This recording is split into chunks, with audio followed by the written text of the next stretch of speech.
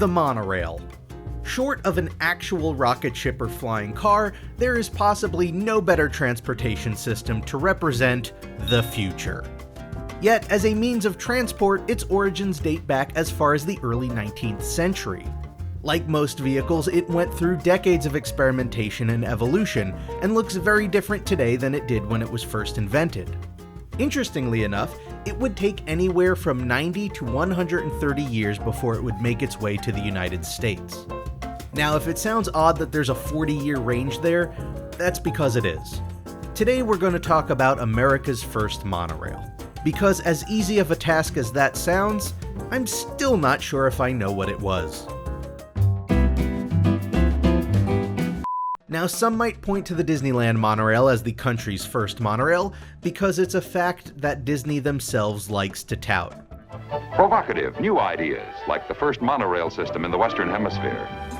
When I was asked to design the first monorail in America, I was tickled pink. It was the first daily operating monorail system in the Western Hemisphere.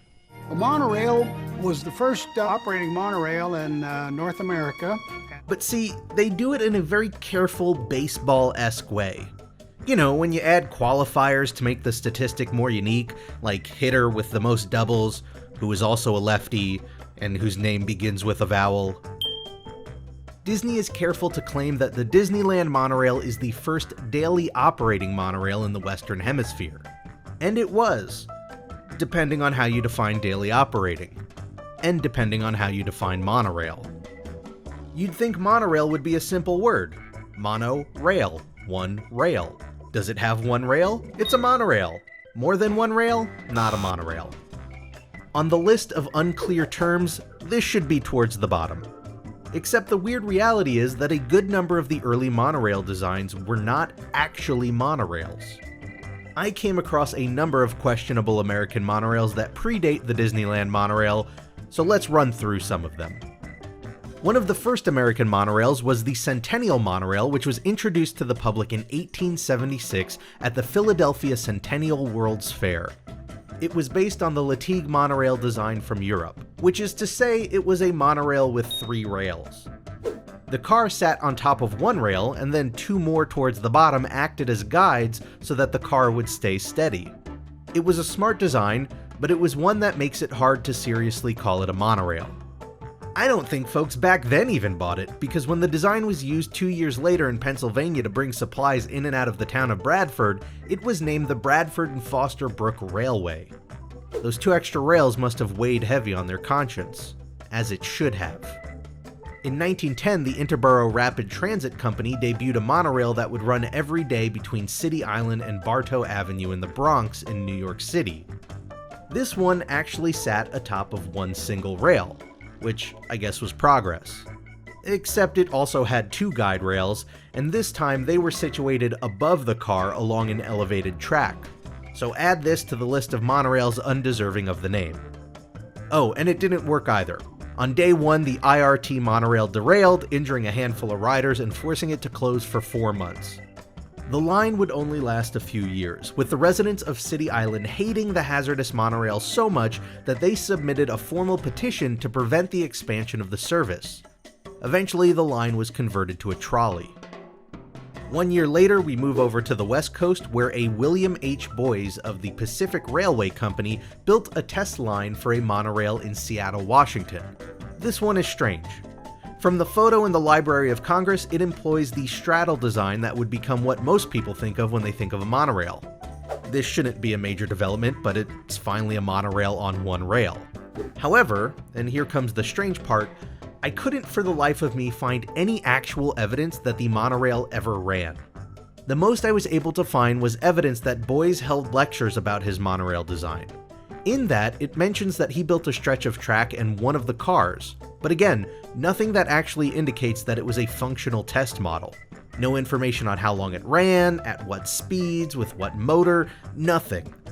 I did find mention of him later that year, as his company shareholders had to get a mandate forcing him to turn over the company books for inspection after he decided to pay himself some of the money the company had raised.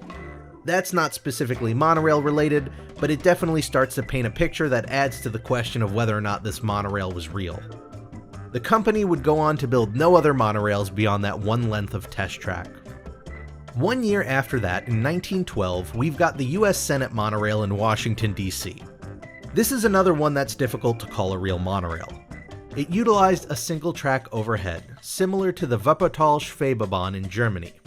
However, while the Schwebebahn hangs suspended from its monorail, the Senate monorail used a guide rail grooved into the floor to keep steady. So, another multi-railed monorail. In 1956, it would be Houston, Texas that would get the next major monorail. Headed by engineer Merle Goodell, a company creatively named Monorail Incorporated set out to build a test track for their suspended monorail design, once again emulating the Schwebebahn. They selected Arrowhead Park, an old racetrack just 10 miles south of Houston, for their testing spot.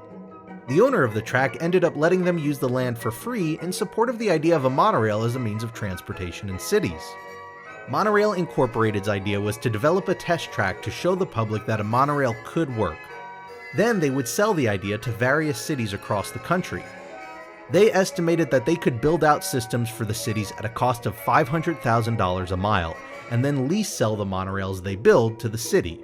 So they went ahead and built a 970-foot-long track that stood 55 feet tall. The track itself was a 30-inch diameter pipe.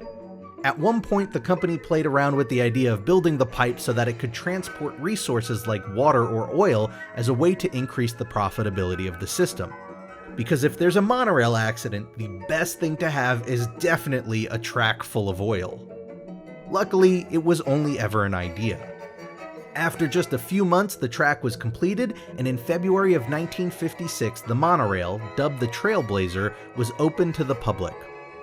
Pulling a page directly out of the setup of a superhero comic, Monorail Incorporated invited 50 orphans to be the first to ride. That ride got off to a rocky start when the test vehicle full of orphans lost control and began careening down the track. Just kidding. It did get off to a rocky start, but that rocky start was just a 2-hour delay and some issues traversing a 7% grade on the track. They were eventually ironed out and the monorail ran smoothly for the rest of the day. The orphans were safe. The Trailblazer was a monorail that was actually a monorail. It opened to the public and ran regularly, gaining a ridership of 68,000 passengers that first 5 months. In August, Monorail Incorporated announced that they'd be disassembling the track and moving it over to the Texas State Fair, where it would become the first commercial monorail that was actually a monorail. For 25 cents, over 100,000 fair guests would ride along the 4,000-foot track and experience the transportation of the future. The company began to talk with various cities, just as they had hoped, and got estimate requests from Dallas, Seattle, Cincinnati, Detroit, Chicago, and New York. They also caught the attention of a European businessman by the name of Axel Lennart Renner Gren, who was developing monorails in Germany. His company, using his name for the acronym, was Allweg. Allweg purchased controlling stake in Monorail Incorporated in 1957, but they had made the decision a little prematurely. For as nice as it was to have interest from 6 major cities, none actually developed into any concrete plans. The reasons ranged from cities not having the budget, to not having the votes, to deciding that for as cool as a monorail seemed, it wasn't actually the best transportation system for them. It would be a trend that would plague monorails for quite some time, building an image for the public that they were better off as amusements, for fairs or small closed loops.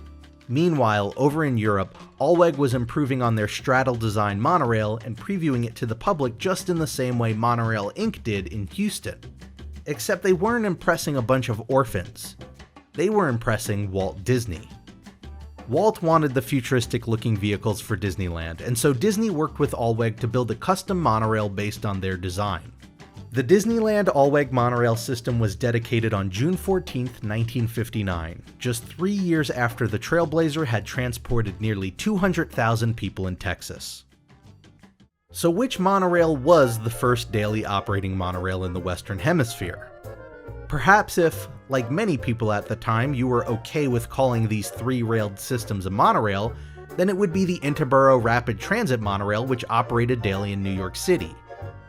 Or maybe it was Monorail Inc.'s Trailblazer, which was suspended from one rail and operated every day during the state fair. Or if the limited engagement nature of state fairs disqualifies it as operating daily, even though it operated daily during the fair, then perhaps it was the Disneyland all-wag monorail system. Ultimately, it depends on how you define monorail and how you define daily operating. The one thing I know for sure is that it definitely wasn't this one. I'm like 90% sure this thing never moved. During my research for this video, I found multiple instances of multiple monorails being hailed as the first monorail in America. Even in historic lookbacks, there doesn't seem to be a consensus. It was a testament to how wildly different a lot of these designs were. But ultimately it didn't matter. While the Disneyland monorail was perhaps not the first, it was unquestionably the most impactful when it came to the public's perception of the monorail. Even today, when most people think of a monorail, they think of either the Disneyland or the Walt Disney World system. Just goes to show that sometimes with history, it's not about being first.